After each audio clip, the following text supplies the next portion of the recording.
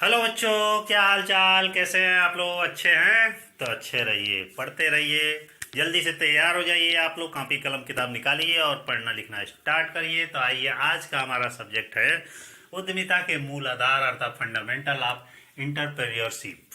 ठीक है। इसका एक लेक्चर 50 क्वेश्चनों का गया है एमसीक्यू का। आज फिर से 25 क्वेश्चन अर्थात 51 से लेकर 75 तक के क्वेश्चन, 25 ही क्वेश्चन दे रहे हैं क्योंकि काफ़ी है इतना। अब समय कम है तो क्या किया जाए, जितना कलेक्शन हो जा रहा है उतना आप लोगों को दे दिया जा रहा है। तो इससे पहले चाहेंगे कि जो भी चैनल पर नया, चैनल को जरूर सब्सक्राइब करके बगल में बेल आइकन बना हुआ है उस पर ऑल पर सेट कर दे ताकि नोटिफिकेशन आपको मिल सके। और वीडियो अच्छा लगे तो अपने फ्रेंडों में जरूर शेयर करें। तो आइए वीडियो को स्टार्ट करते हैं। उद्यमिता के मूल आधार 51 नंबर क्वेश्चन ध्यान दीजिएगा। पहले वीडियो में मैं कुछ 6 पंचवर्षीय योजनाओं के बारे में बताया था, पहले से लेकर 6वीं पंचवर्षीय योजना एक सीक्वेंस के द्वारा। अब 7वीं पंचवर्षीय योजना इसमें स्टार्ट करते हैं। देखिए 51 नंबर क्वेश्चन का आ रहा है। चूंकि अब तक 13 पंचवर्षीय योजनाएं लागू की जा चुकी हैं, तो 7वीं इसमें से कोई भी पंचवर्षीय योजना आपसे पूछी जा सकती है। तो आपको हर एक पंचवर्षीय योजना को ध्यान में रखना है, लेकिन खास तौर से पहली पंचवर्षीय योजना और शुरू की मैंने इस समय की पंचवर्षीय योजना और बीच में जो एक आध इंपॉर्टेंट है वो पंचवर्षीय योजना, इससे ज़्यादा नहीं। 7वीं पंचवर्षीय योजना लागू हुई, कब लागू हुई बता रहे हैं कि कोई भी पंचवर्षीय योजना हमेशा 1 अप्रैल से ही लागू होती है, बस जो भी हो। लेकिन 1 अप्रैल समाप्त कब होती है? 31 मार्च को। और कितने समय की होती है? तो 5 साल की होती है। तो 1 अप्रैल 1985 से 31 मार्च 1990,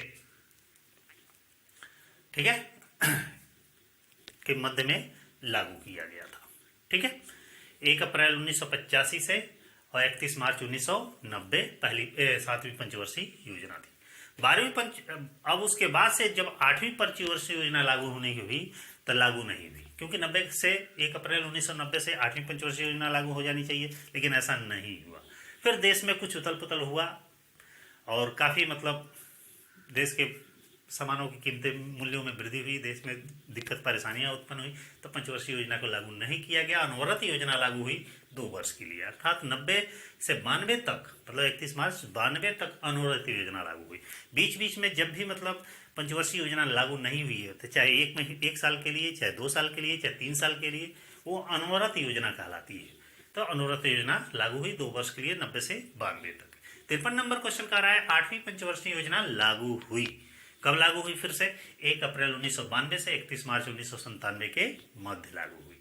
फिर 54 नंबर का रहा है कि किस योजना में 3 बड़े लौह इस्पात उद्योग स्थापित हुए? ध्यान दीजिएगा, बहुत ही अच्छा क्वेश्चन है कि किस योजना में 3 बड़े लौह इस्पात उद्योग स्थापित किए गए थे। तो बता रहे हैं वो दूसरे पंचवर्षीय योजना में, उसका उद्देश्य उद्योगों का बढ़ावा भी था। दूसरी पंचवर्षीय योजना में 3 बड़े लौह उद्योगों की स्थापना की गई। 55 नंबर क्वेश्चन का रहा है 9वीं पंचवर्षीय योजना कब लागू हुई? 1 अप्रैल 1997 से 31 मार्च 2002 के मध्य हुआ। ठीक है। 10वीं पंचवर्षीय योजना कब लागू हुई? 1 अप्रैल 2002 से और 31 मार्च 2007 के मध्य। और 11वीं पंचवर्षीय योजना लागू हुई 1 अप्रैल 2007 से 31 मार्च 2012 के मध्य। और 12वीं पंचवर्षीय योजना लागू हुई 1 अप्रैल 2012 से 31 मार्च 2017 के मध्य। और 13वीं और वर्तमान पंचवर्षीय योजना जो लागू है वो 1 अप्रैल 2017 से 31 मार्च 2022 तक, अर्थात अगले साल 31 मार्च तक जो पंचवर्षीय योजना चलेगी तो वह 13वीं पंचवर्षीय योजना चलेगी, जो प्रेजेंट टाइम में लागू है। तो ध्यान दीजिएगा, ये काफ़ी इंपॉर्टेंट है, पूछा जा सकता है कि प्रेजेंट टाइम में जो पंचवर्षीय योजना चल रही है उसका कौन सी अवधि है, कोई अवधि का नाम दे देगा। ठीक है, आगे बढ़ते हैं।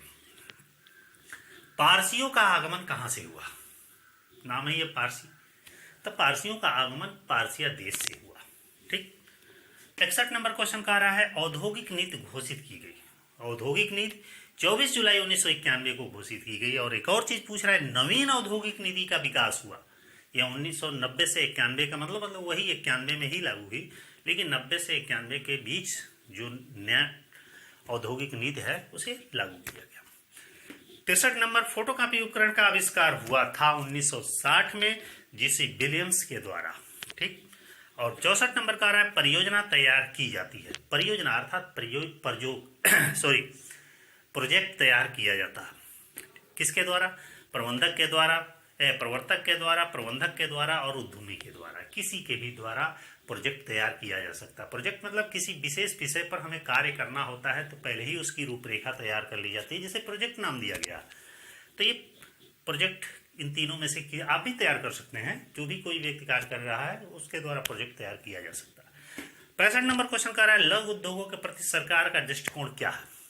तो सकारात्मक दृष्टिकोण है, क्योंकि सरकार चाहती है कि लघु उद्योगों को बढ़ावा दिया जाए, रोजगार के अवसरों में वृद्धि की जाए, लोग अपने सेल्फ डिपेंडेंट हो, ठीक ना, आय का साधन बने, देश में गरीबी न रहे, ठीक ना, जिससे देश का आर्थिक विकास में सहयोग मिलेगा।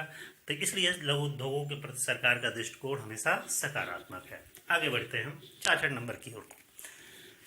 66 नंबर क्वेश्चन कह रहा है कि भारत में बेकारी समस्या का समाधान है। अभी उसी पे है क्वेश्चन, लघु उद्योग पे ही। भारत में बेकारी समस्या का समाधान क्या है? लघु उद्योग। देखते होंगे किसी को कोई जब काम नहीं मिलता है तो वो छोटा मोटा अपना बिजनेस कर लेता है। बहुत ऐसे शौकीन होते हैं कि बड़ा बिजनेस करने के लिए, तो छोटा इससे ही वो बड़ा होगा। उसी तरह मान लीजिए बेकारी की समस्या है, तो बेकारी की समस्या में क्या किया जाता है? नए टेक्निकल चीज़ों को जाना जाता है। मान लीजिए उद्यमिता के मूल आधार में क्या पढ़ाया जाता है? यही बताया जाता है कि नए नए टेक्नोलॉजी लाया जाए, छोटे छोटे उद्योगों की स्थापना की जाए, जो दूसरे देशों पर निर्भर हैं, हम खुद अपने यहाँ बनाएं, ठीक ना, मेक इन इंडिया। तो ये भारत में बेकारी की समस्या का समाधान क्या है? लघु उद्योग है। 67 नंबर कह रहा है कि भारत में महिला उद्यमी का भविष्य कैसा है? तो एकदम उज्ज्वल है, क्योंकि अभी इस महिला उद्यमियों की संख्या बहुत कम है अपने देश में। तो इनका भविष्य उज्ज्वल है, क्योंकि उनको सहायता भी मिलती, गवर्नमेंट की तरफ से सहायता भी मिलती। आगे कह रहा है 68 नंबर क्वेश्चन की मांग के तत्व हैं। मांग के क्या तत्व है? ध्यान दीजिएगा, क्योंकि इकोनॉमिक्स का क्वेश्चन है और इसमें भी है 3 मुख्य तत्व हैं। वस्तु प्राप्त करने की इच्छा, मतलब मांग तब, डिमांड तभी माना जाएगा कि जब किसी व्यक्ति में वस्तु को खरीदने की, क्रय करने की, ठीक ना, या प्राप्त करने की इच्छा हो। दूसरा कह रहा है वस्तु क्रय करने के संसाधन। उसको केवल इच्छा होने से मतलब नहीं है, उसको खरीदने के संसाधन भी होना चाहिए, मतलब पैसा भी होना चाहिए। और साधनों पर व्यय करने की तत्परता। बहुत लोग ऐसे हैं, खरीदने की इच्छा भी है और पैसा भी है, लेकिन उतना हिम्मत नहीं है कि उसे खरीद लें। तो तत्परता भी होनी चाहिए, अर्थात संसाधनों पर व्यय करने की, उस पर खर्च करने की तत्परता होनी चाहिए। इसी को डिमांड के 3 एलिमेंट्स कहा गया। 69 नंबर क्वेश्चन कह रहा है विदेशी मुद्रा अर्जन के स्रोत है। विदेशी मुद्रा अर्जन के कहाँ से स्रोत है? निर्यात के द्वारा भी विदेशी मुद्रा हम प्राप्त कर सकते हैं, विदेशी पूंजी के द्वारा भी कर सकते हैं, अनिवासी द्वारा यदि भेजा, कोई विदेश में रह रहा है, पैसा भेज दिया इंडिया में, तो उसके द्वारा भेजा गया धन भी विदेशी मुद्रा का अर्जन कहलाता है। 70 नंबर क्वेश्चन कह रहा है उद्यमी महत्वपूर्ण योगदान करता है। एक उद्यमी है किस क्षेत्र में सबसे ज्यादा महत्वपूर्ण योगदान करता है? तो देश के आर्थिक विकास में उसका महत्वपूर्ण योगदान होता है। नेक्स्ट क्वेश्चन 71, ईडीपी का पूर्ण नाम क्या है? ईडीपी, ई मतलब एंटरप्रेन्योरशिप, डी माने डेवलपमेंट, और पी माने प्रोग्राम, मतलब उद्यमिता विकास कार्यक्रम। ठीक है, ये बहुत इंपॉर्टेंट क्वेश्चन है, आ सकता है। उद्यमिता विकास कार्यक्रम प्रदान करता है, क्या प्रदान करता है? ध्यान दीजिएगा, उद्यमिता विकास कार्यक्रम जो ये है, ईडीपी है, क्या काम करता है?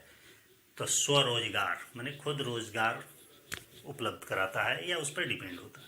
उद्यमी कौशल में वृद्धि, जो उद्यमी है, ठीक ना, हम आप कोई भी हो सकता है, उनके कौशल में वृद्धि करता है। शिक्षण व प्रशिक्षण, उनको ट्रेंड भी करता है, उनको पढ़ाता भी है कि नहीं ऐसे काम करना चाहिए।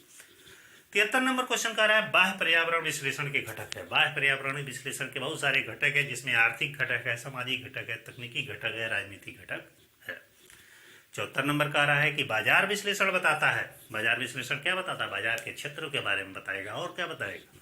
75 नंबर क्वेश्चन कह रहा है उद्यमिता के विकास के क्षेत्र में प्रतिष्ठा के प्रत्याहार की विचारधारा का प्रतिपादन किसने किया था? तो एक हॉरन नामक अर्थशास्त्री थे, इन्होंने किया था। तो इस तरह 25 क्वेश्चनों का सीरीज कंप्लीट, अर्थात टोटल आपके 75 क्वेश्चन हुए।